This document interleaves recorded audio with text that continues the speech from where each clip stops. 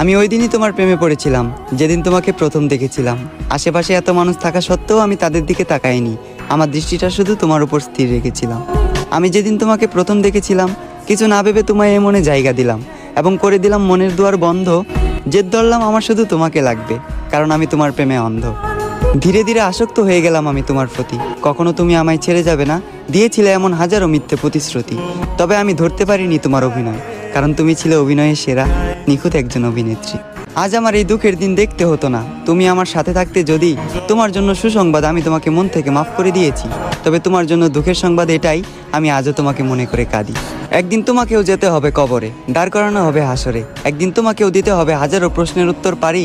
সেদিন যদি আমার নিষ্পাপ চোখের পানি প্রশ্ন হয়ে দাঁড়ায়, তোমার সকল পুণ্যের কাজ যাবে বৃথা, তোমার পাপের পাল্লাটা হবে ভারী। আমাকে তো তুমি মনে রাখলে না, অন্তত শেষ দিনের শেষ বিচারের কথা তুমি স্মরণে রেখো, প্রিয় শখের নারী।